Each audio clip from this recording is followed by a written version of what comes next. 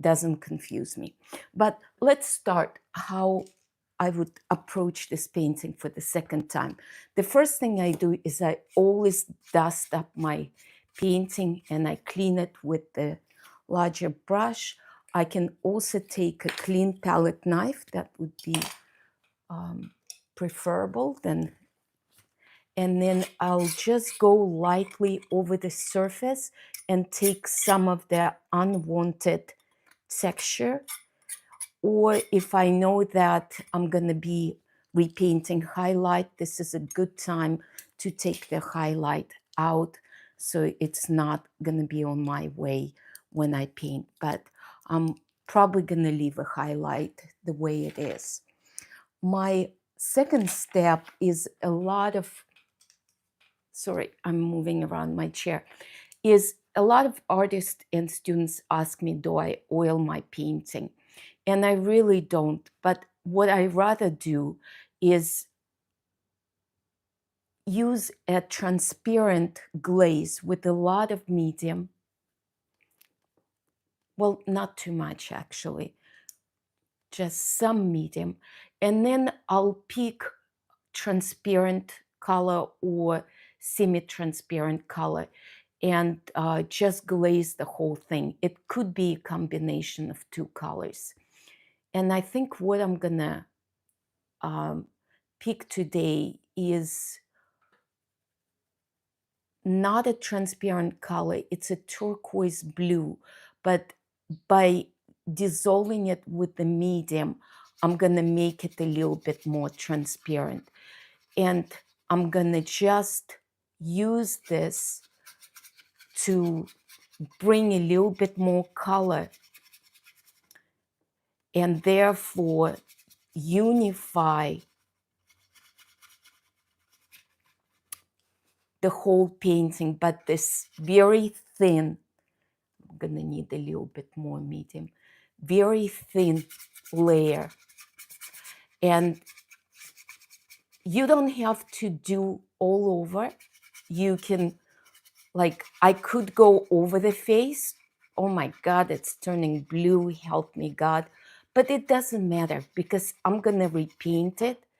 And I like to bring a little bit more color this way. And in a way, if I had any fear of going back to it or feeling sorry for maybe overpainting this, now I know that I just have to do it. There is no other way back out of it because now she's, looking too blue.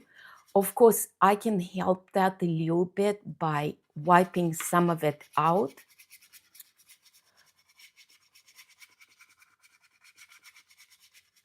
And we'll see what happens. It's not always a great way to start, but it kind of gets me a little bit looser.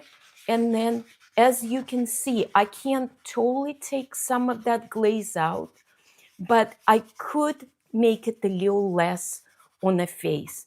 But as you can see, what it did,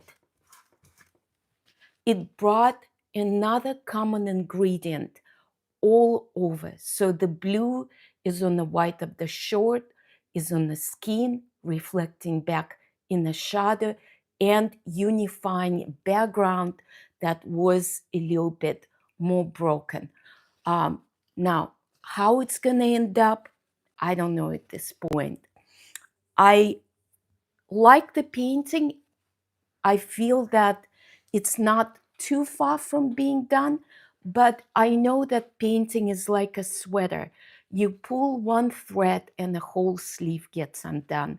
So if I start repainting something, the relationship is going to be skewed, and then everything else will need to be adjusted. So at the end, I'll probably end up repainting the whole thing. And as anytime I start painting, whether it's a first layer or a second layer, I always start from the shadow shapes. So the first question I'm gonna ask myself, are my shadow shapes warm enough and dark enough? And if I look at my reference, my shadow shapes are much darker on the reference. But that's partly what photography does to the image. And the painting doesn't need to be as dark as photography. In fact, we always reinterpret the photograph. At least I try not to copy a photograph. So the way I start with the shadows, so I'm going to keep my shadows lighter, more airy, uh, more with the reflective light. But I will mix raw umber with a little bit of terra rosa, and that's going to get me into the dark, warm shadow shape. But I'm also going to add a little bit of cadmium yellow medium um, and mix in, and that's going to give me a little bit more luminosity. And I'm just going to make a first brush stroke and see. And it's a little greener and a little more yellow as I had it, but that's okay. And that's what I'm gonna bring back into my shadows. If I needed to warm it up, I'll just go to the place next to it that has a little bit less yellow and bring a few of those brush strokes into my shadow. And I don't need to repaint the whole thing. There is some spots that I'm gonna leave as a first layer. Like here, I'm just gonna put a little bit of a deeper, darker accent into this shadow. And, but mostly the bigger shape of the shadow gets a little bit more repainted because I know I'll need that shadow to be somewhat wet and new paint and have a fresh paint because I need to repaint the edges, the connections between the transitions and the shadow shapes. And for that, I can't keep the dry paint. I need to have a fresh layer of wet paint. So in a way, it's necessary. Here, I want maybe a little bit more air. This shape got a little bit too dark as a first layer. So again, I'm bringing luminosity of that warmer yellow into it. And I'm just going to go past the short, maybe mix a little bit of my blue in, and just lose that edge dividing the short and the shadow shape. So we call this opening the edges up. And that's the big function of the edges in composition, is to be able to flow as one no matter what that shadow belongs to.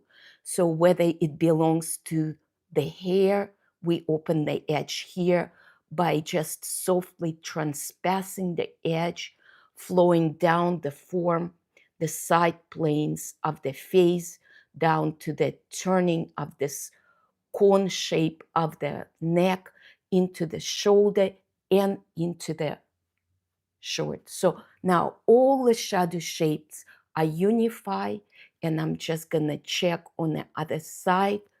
And here, because of the ear, the depth of the ear, I'm gonna put maybe a little bit more redness into this shadow shape, and maybe a little bit add that redness to the shadow shape that is created by overlapping of the mass of the hair to the forehead. I could also bring maybe a little bit more reflective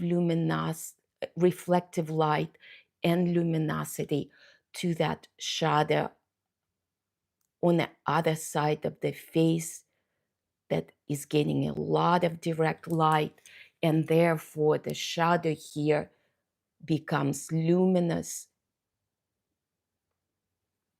and more, and then just soften the exit edge. All right.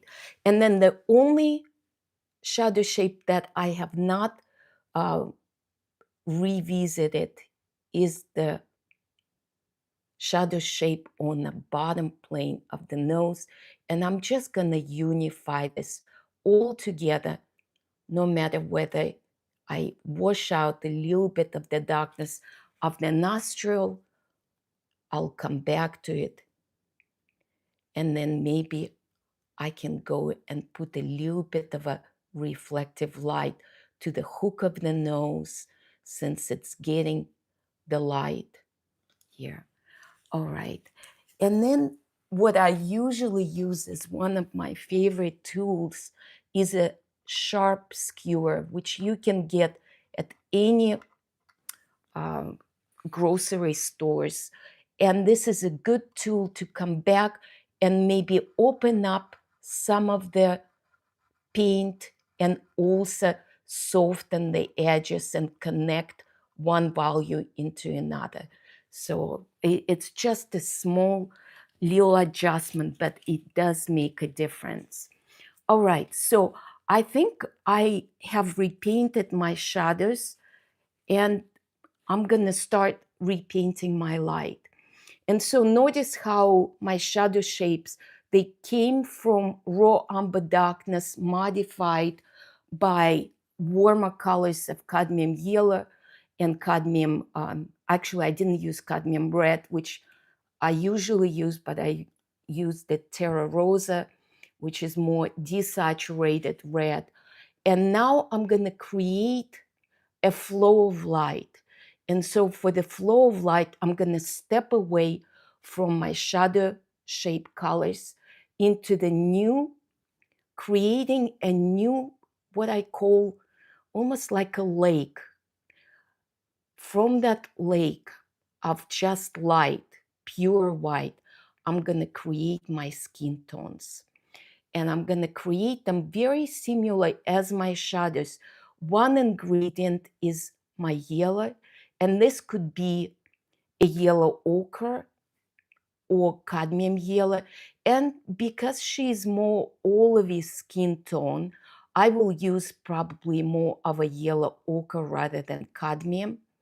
And then I'm flowing into my light, and you can see as I'm mixing it, it's becoming lighter. So I have a variation of values. And I'm also gonna add a cadmium red. And when I add a new color, I take it to the side. And I find it very important because now I can again create the variations of different paints that are more red and less red, more yellow and less yellow, darker and lighter, more saturated, less saturated. So when I paint, I can pick up from this area or intermix them, and that gives me, instead of one patch of solid color, it gives me all these variations. So again, that's what I'm going to do now, is maybe pick up a little bit more red, add it, and bring a little bit more yellow ochre. And I'll start with the most lit up area right next to the forehead. And I'm also going to get a tiny bit of that blue in the mixture just to cool it off next to highlight and gray it out. And I'm going to bring that in and maybe even take a little bit more white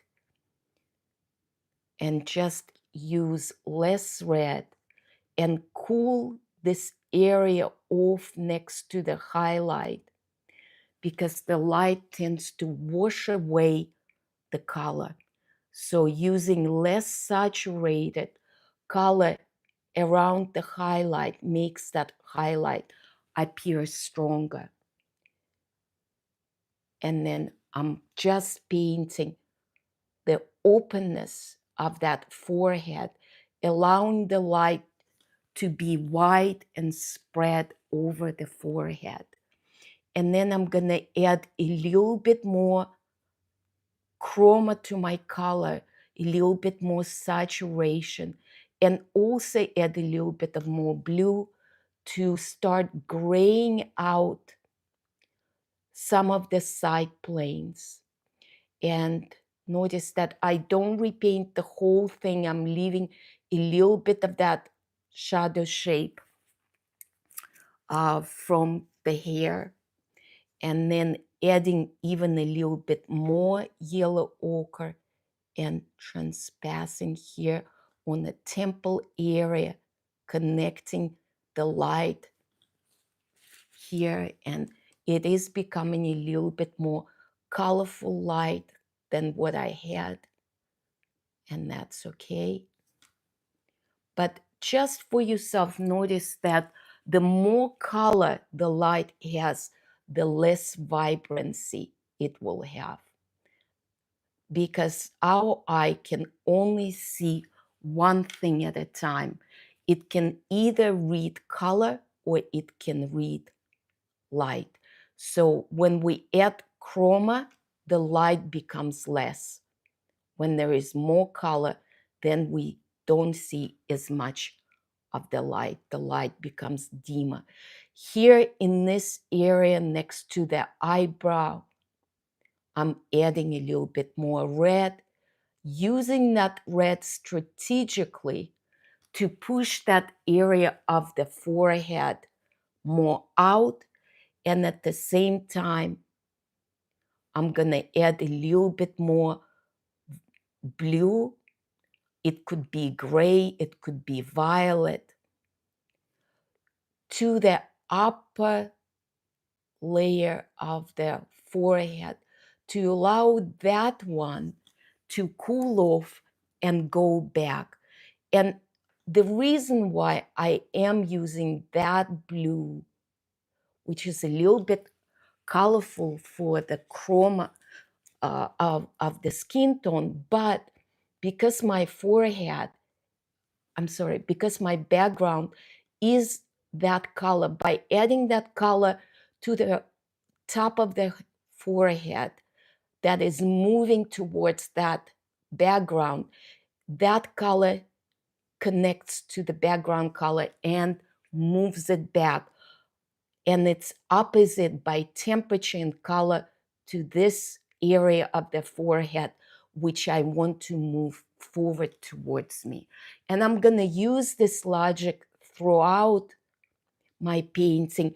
The same thing I'm going to do at the base of the nose, adding a little bit more coolness to the corner of the glabella and the nose bone.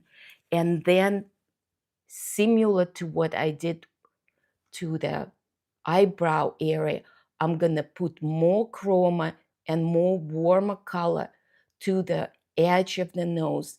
And this is because I know that the warm colors on the light will come forward, and the cool light, which I'm putting away more in the distance, will recede. So again, warm temperature color will come forward, cool color will recede. Warm color will come forward, cool color will recede. I can follow that logic throughout.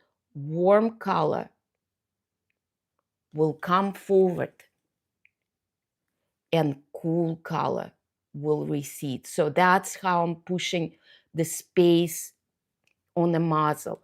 The same thing you can apply a little bit on the box of the chin that's protruding the most, putting warm color to come forward and cooler color to recede. So we have a lot of side planes here that are cooling off and receding into the side plane, and using the same, bringing a little bit more warmer color to the cheekbone, and right away addressing the issue of symmetry. So whatever you did here, just slightly repeat on the other side. So these planes are not going to go one more forward and one will go back, but it will be on the same level of readability of planes.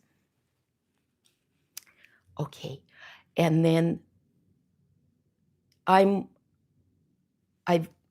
kind of did the forehead, but I also need to come back slightly to the area of transition.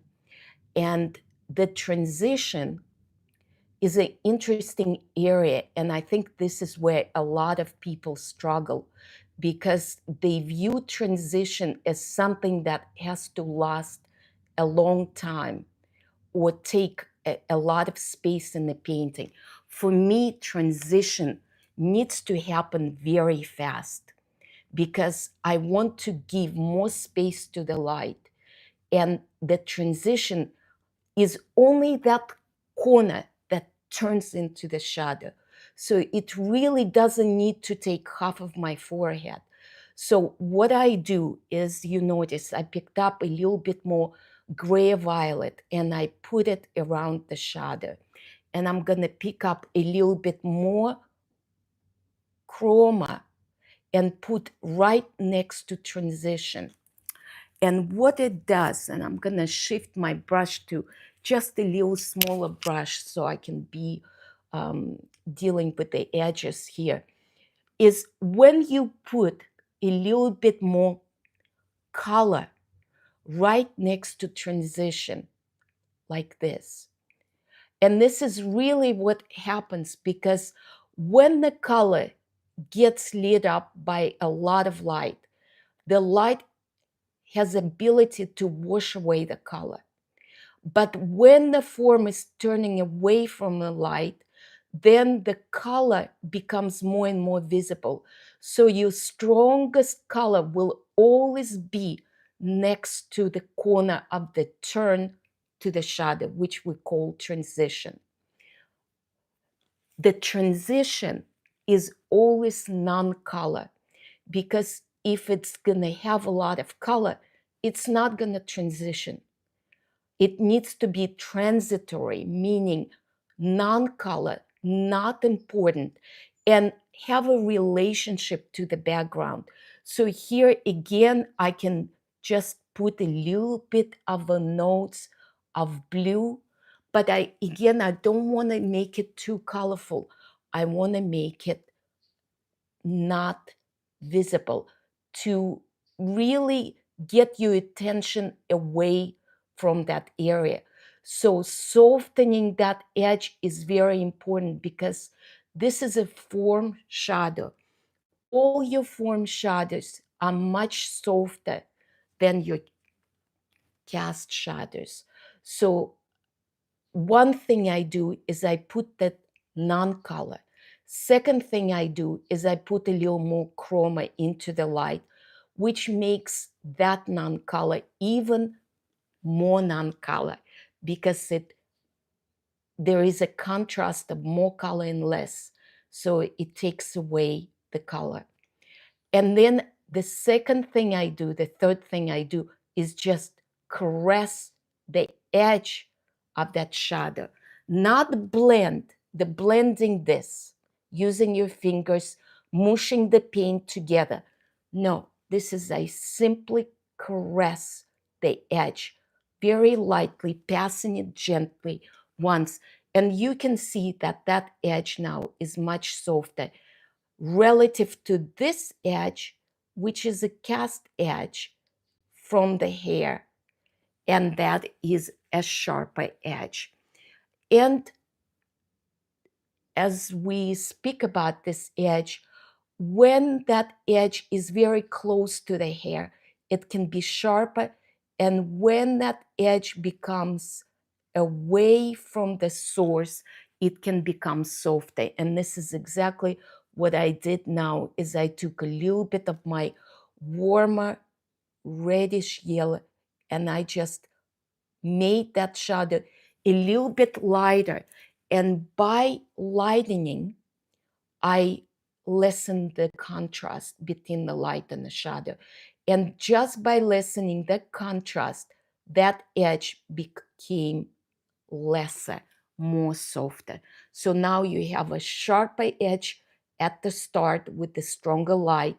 And as the light gets lesser and as the shadow flows away, it becomes softer. The edge becomes softer. And what else? I think I'm just going to bring a little bit more light on the top of this plane. Yeah, a little bit closer. And then I'm going to bring a little bit of my color for my side plane, which is my skin tone with just a touch more of a gray. And I'm going to put that on the side plane of the nose. And yes, you may look at the photograph and say, yes, but I see it as very warm color. And that's true. I see it that way as well. But I'm following the same logic of what I've used.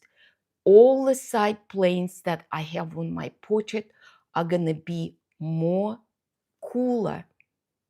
And I'll just vary the degree of that coolness depending on the need and how far they are from the light source. But using this cooler plane versus warmer plane of the bowl of the nose will help me separate the side plane versus the top plane of the nose.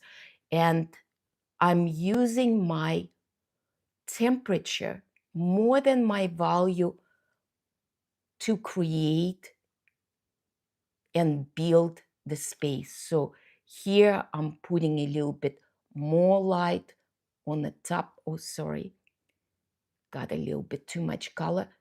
More light on the top of the bowl.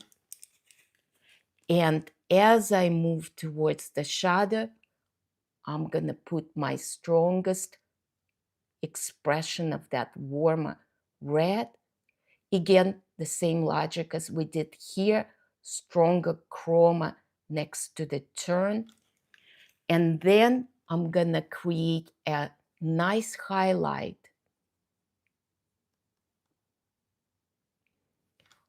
on the corner of the plane. And that is a little bit too big. But I never worry when things get too big, when I made my mark too big, because I just come with more color and I cut it into the right space, put it into the right space. And by cutting it, this is my opportunity to work with the edge. So the top of the edge of the highlight is more softer and the bottom edge of highlight gets a little bit more sharper as a beginning. And then with that warmer color, I'm just going to connect the bowl of the nose into the side plane of the wing, but the wing itself will again be not as colorful, as warm as my top of the nose. So I might put a little bit more yellow coloration to it and then connect it into the side plane.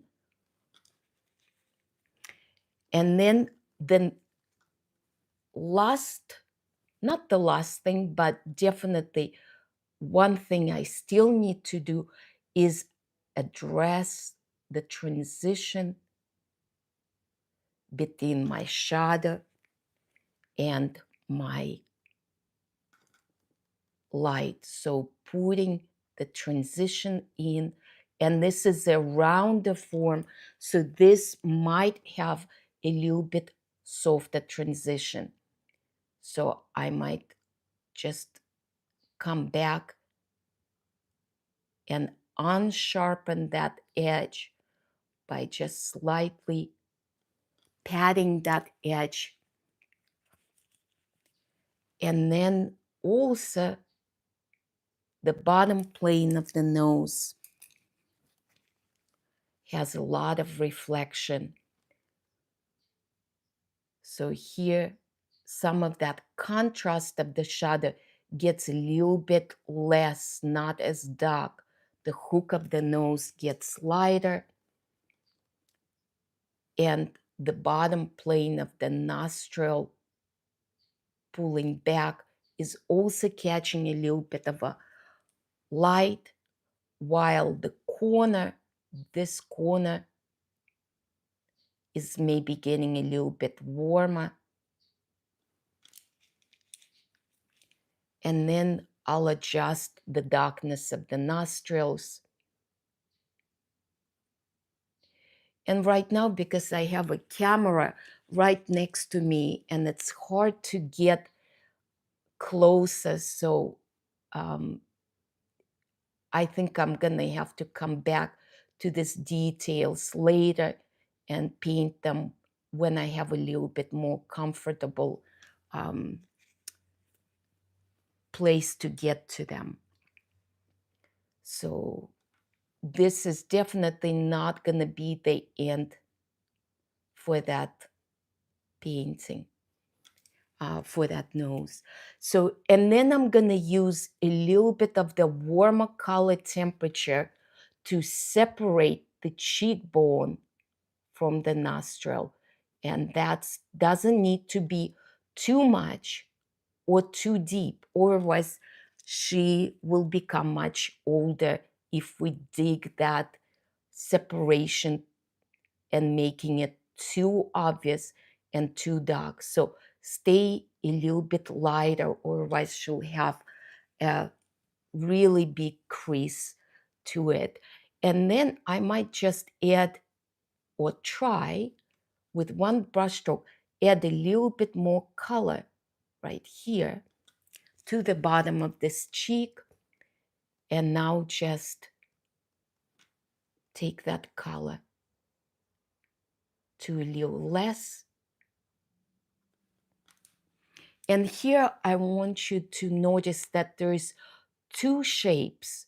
The cheekbone is wrapping around here, and the side plane of the nose ends about here. And often we have a little bit of a highlight here, but I need to separate.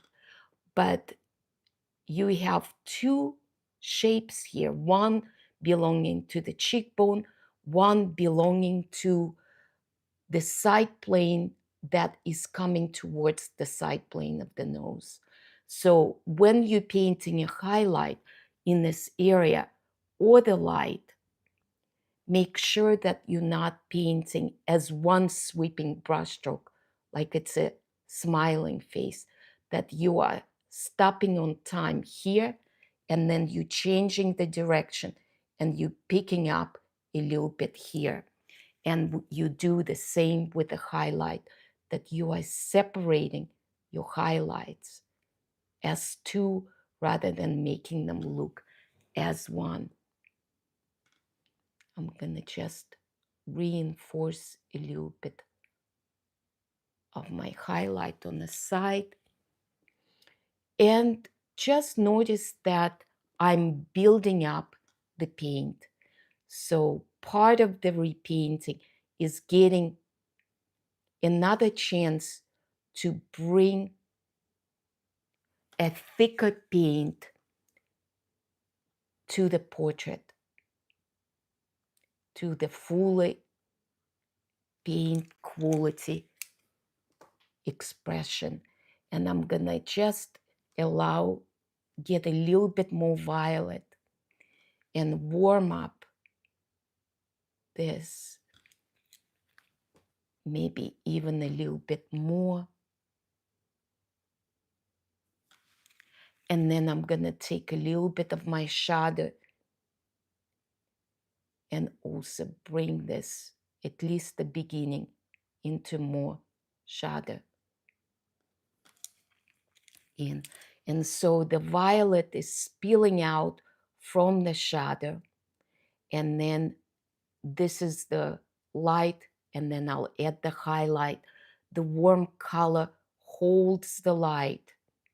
That's another thing. It holds the light and it pushes this area forward.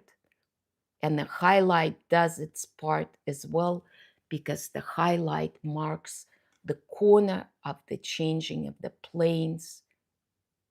And then the side plane is becoming cooler, more similar to the background. And then it's separating from the frontal plane. And then there is a little bit of that hollow space that might get a little bit warmer again because it's more shadowy. Here, control the edge a little bit more. And then what happens here, we have a little bit more light after that shadow. And it might be a cooler light for the jar. And all of this is done more by changing chroma and temperature rather than volume. And that's how you get your face look lit up, by preserving the value and using color, edges, and temperature, and really reducing how many values are used in your painting. That's what makes your painting look stronger and makes the light look more lit up. And then you just gauging, if you got lighter here, you might wanna bring a little bit more light here as well. And you might, I think we have enough light on the forehead, so we're okay here. And then as that muzzle gets more moving forward towards the lip,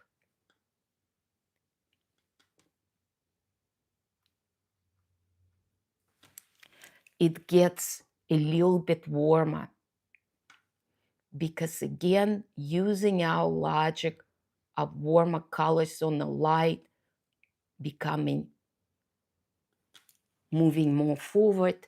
And what it also does, it gives you a chance to lose or soften the edges of the lips, because the most common mistake is to make the lips look so outlined that they starting to look rather like a lipstick rather than a natural color of the lip. And so I can put a little bit more reflective light, and I can put maybe the bottom lip a little bit into the shadow more. But here, be careful. It feels on the photograph as a very dark shadow, but I don't think it needs to be so dark, because it's so lit up around it that we just have to gauge what we do with our shadow. Because painting is all about contrast. If you change the contrast, then you need to adjust all the values that you're using, because they're gonna change too. So I added a little bit more color to the upper lip. The upper lip is going away from the light that's tucking under, but because the upper lip receives so much the light, it shoots the light back into the planes of the upper lip.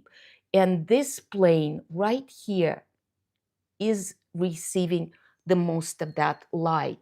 And then the most colorful space on the low lip is actually very limited, and again, very strategic, of the most protruded part of that lip right here.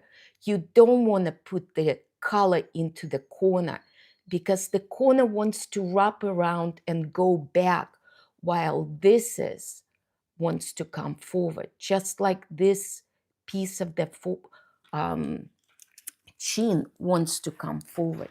So again, I just want to emphasize that this is a very different way of thinking about the color, that you're not using your reference to copy every color spot, every value spot that you see, but you're using color to benefit the creation of form and the space.